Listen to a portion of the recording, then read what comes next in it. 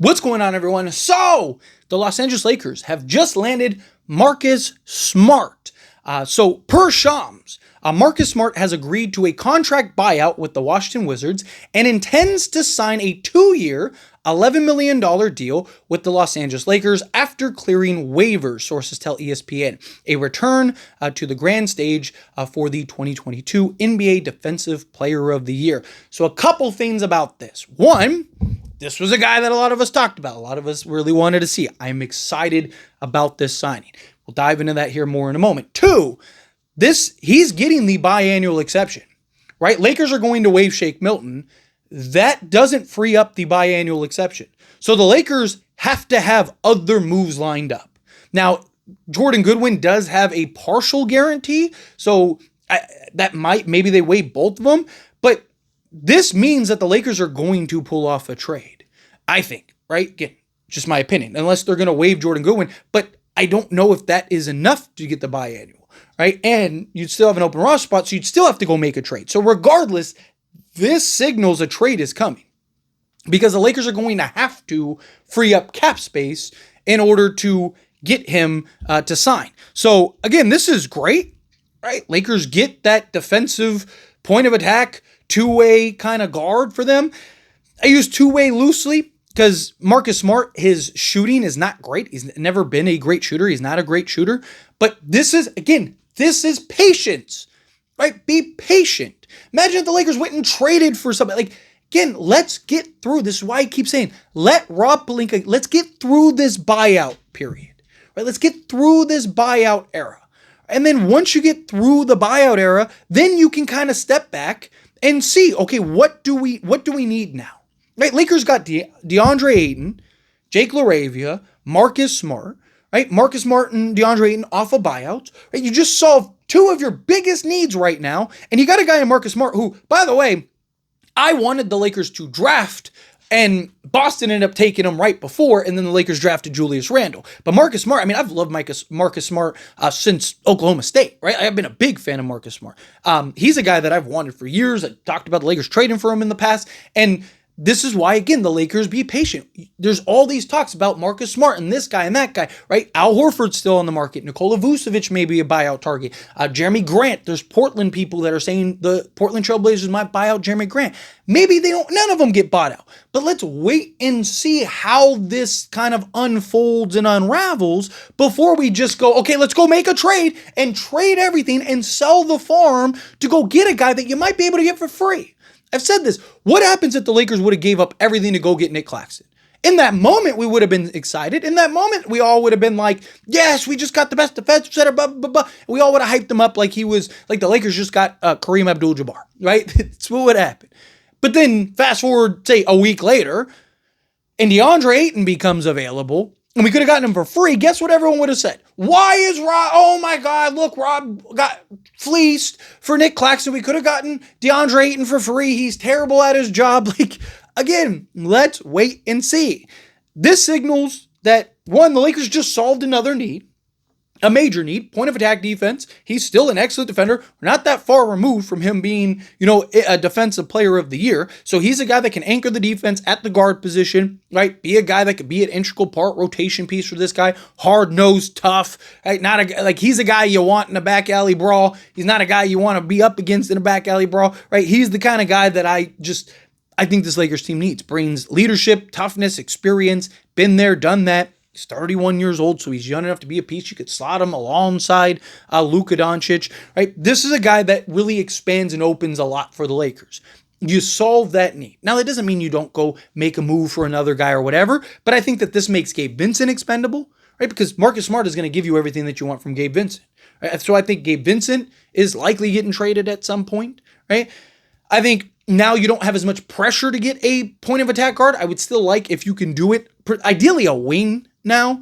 I still wouldn't hate, if they bring in a Joshua Okogie or something like that, then sure. But it's not something that I think is like an absolute necessity now. I think Marcus Smart kind of fills that void, fills that hole. Joshua Okogie, being 6'4", 6'5", he's got that 7-foot wingspan. I wouldn't hate it if the Lakers were able to clear a roster spot. Is Marcus Smart taking the Shake Milton spot? I don't think so. Maybe the roster spot, sure, but again, Lakers waiving Shake Milton doesn't free up the biannual exception. And Marcus Smart is getting a 2-year deal for $11 million, which is the biannual exception, $5.5 million.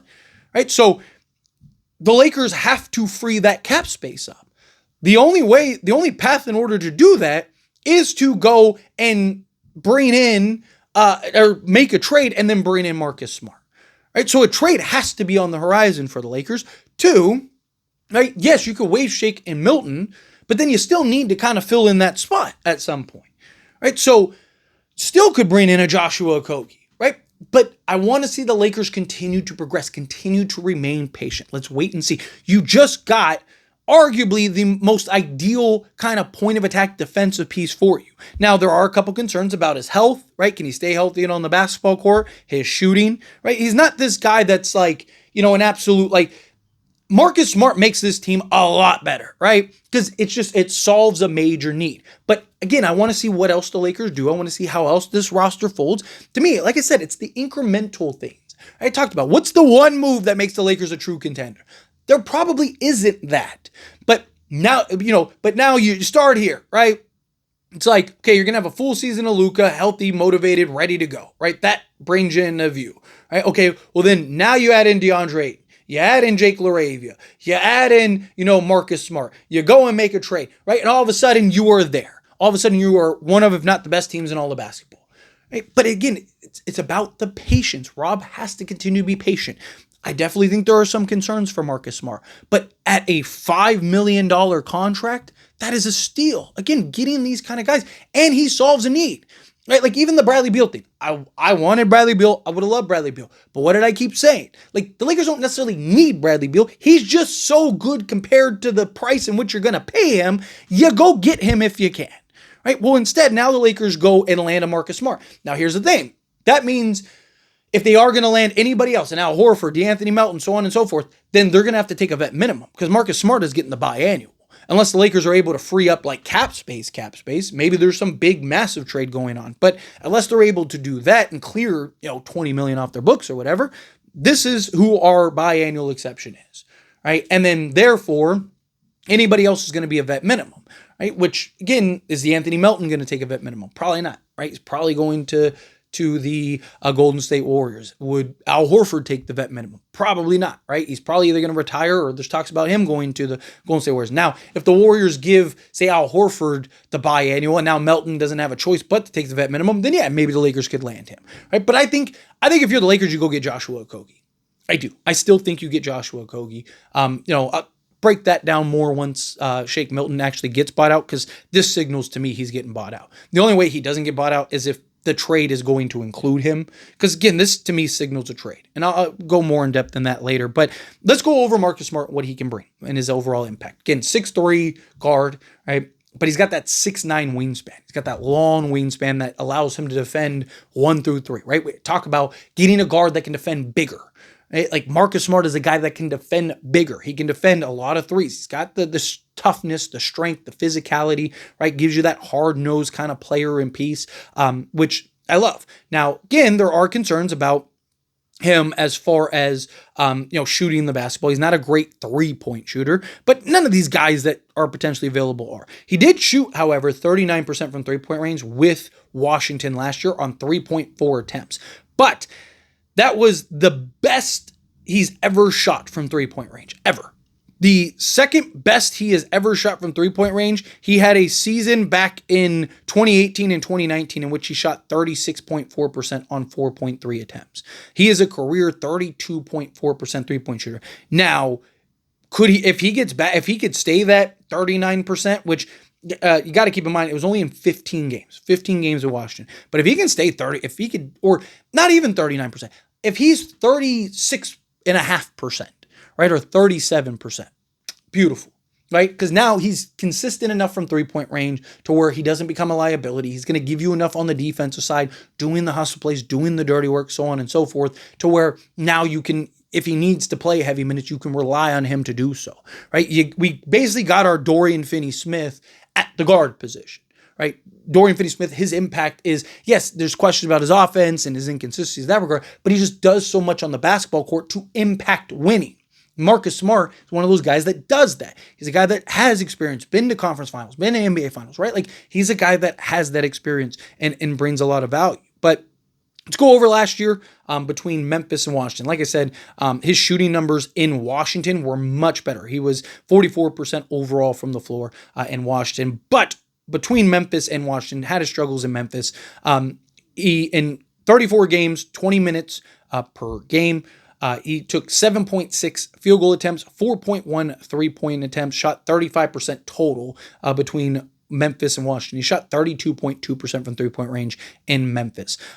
Two-point range overall was 45%, EFG of 45%, shot 76.1% from the free throw line over those two teams.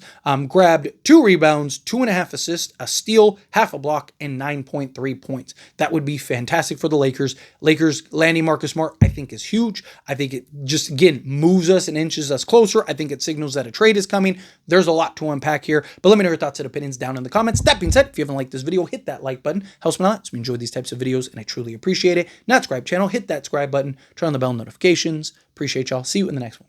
Thank you.